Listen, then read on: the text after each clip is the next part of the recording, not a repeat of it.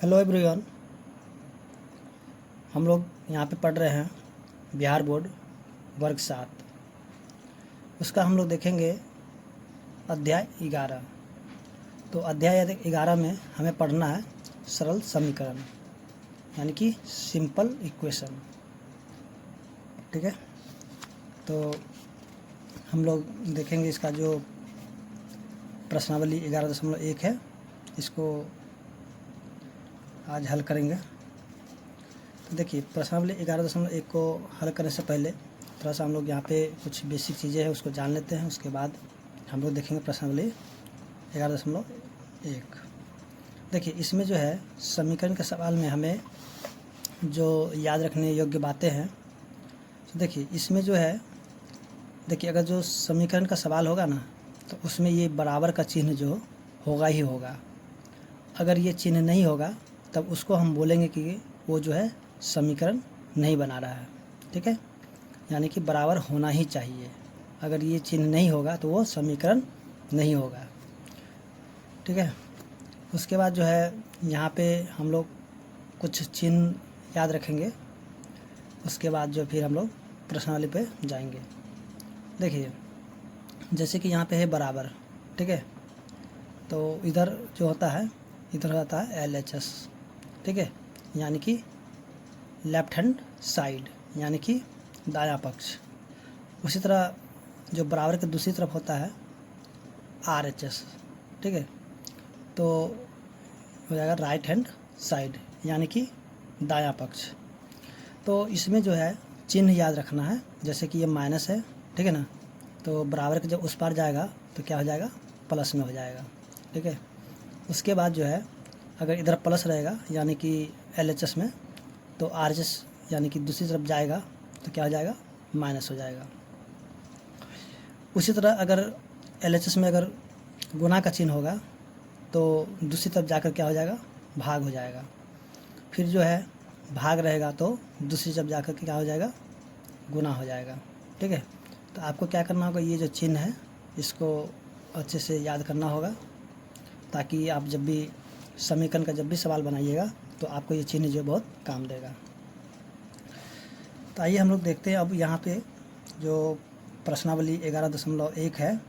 जैसे कि आप यहाँ पे क्वेश्चन देख रहे हैं, यहाँ पे दिया हुआ है पहला नंबर क्वेश्चन यानी 1 नंबर।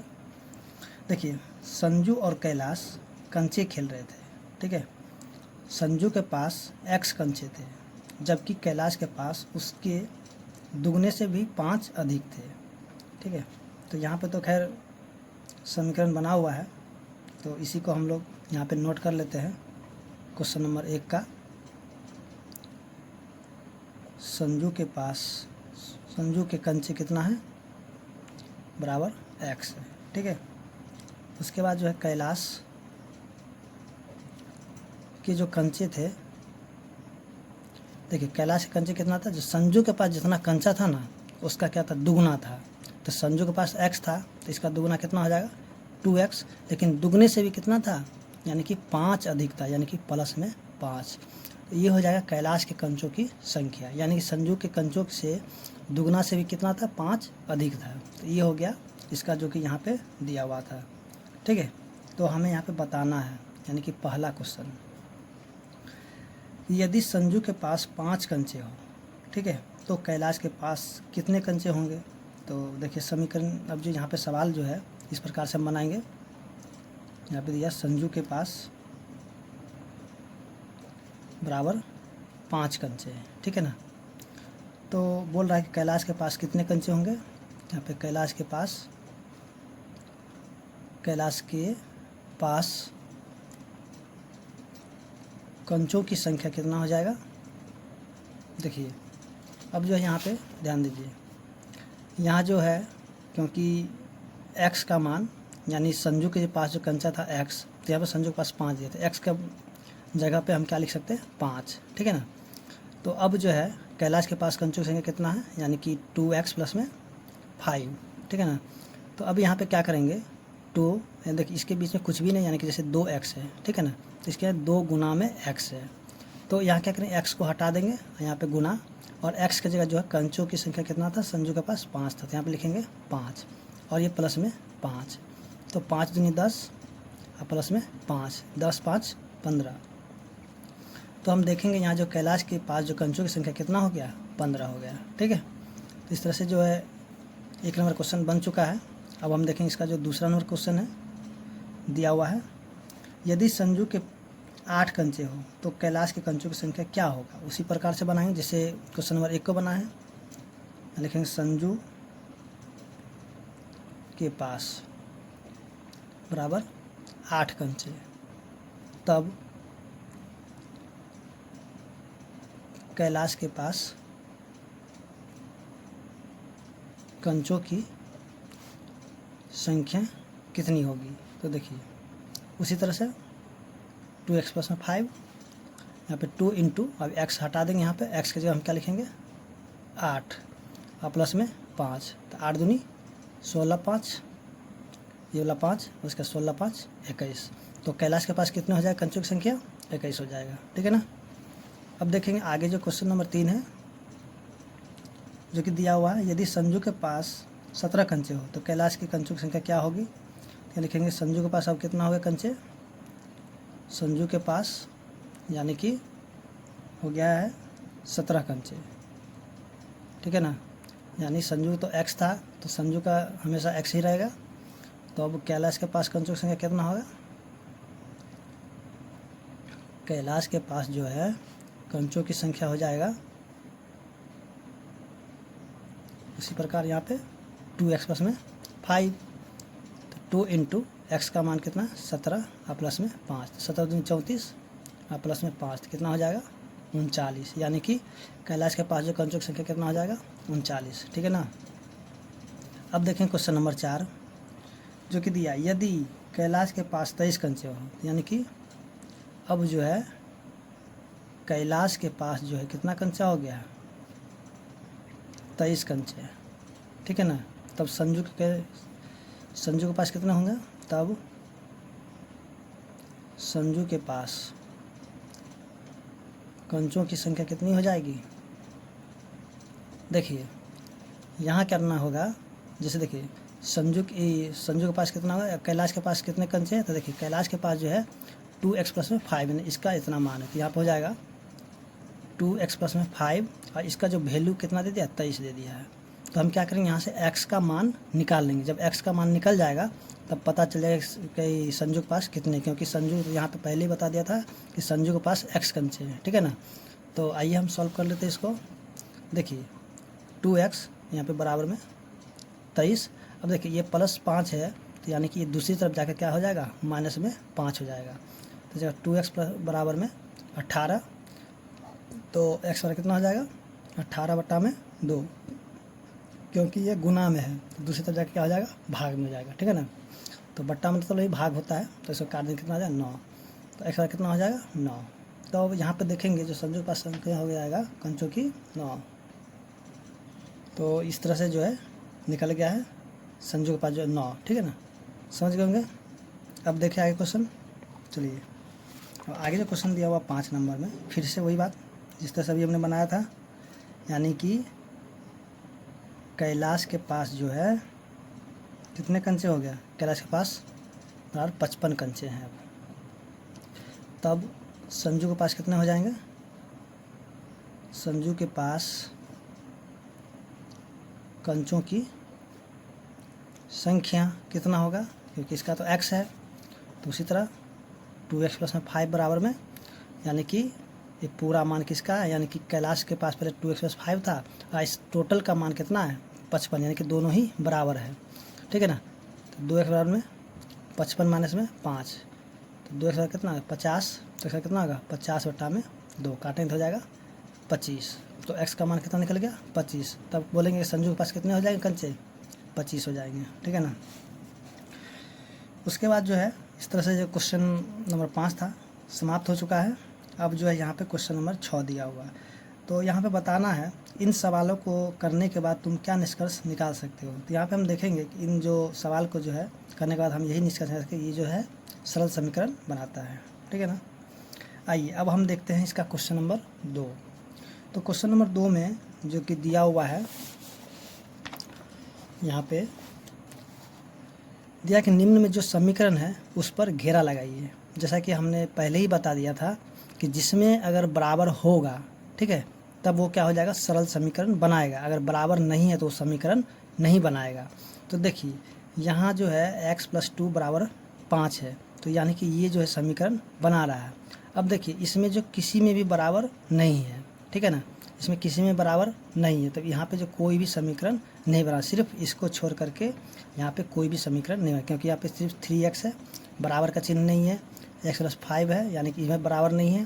फिर x - स्क्वायर + 5 यहाँ भी नहीं है बराबर, इसमें बराबर नहीं है, इसमें भी बराबर नहीं है। तो सिर्फ यही समीकरण बनाएगा और दूसरा कोई भी समीकरण नहीं बनाएगा, ठीक है ना। तो आइए हम देखते हैं इसका जो क्वेश्चन नंबर 3 दिया हुआ है, यानी दिया हुआ ठीक विकल्प पर सही का निशान लगाइए। यानी कि जो भी यहाँ पे दिया हुआ है, ठीक है ना, तो इसमें क्या करना क्या होगा, जो कि सही का जो निशान होगा उसको लगाना है। देखिए यहाँ से लेके यहाँ तक जो है ना, पूरा का मान कितना दे दिया, 7.5 सेंटीमीटर।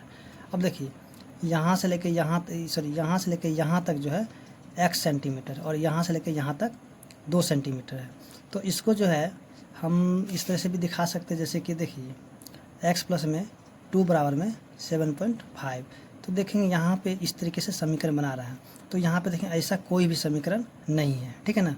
तो ये यहाँ पे नहीं, तो ये नहीं होगा, तो क्योंकि यहाँ पे है ही नहीं। अगर ऐसा होता तब उसको टिक कर लेते, लेकिन ऐसा है ही नहीं।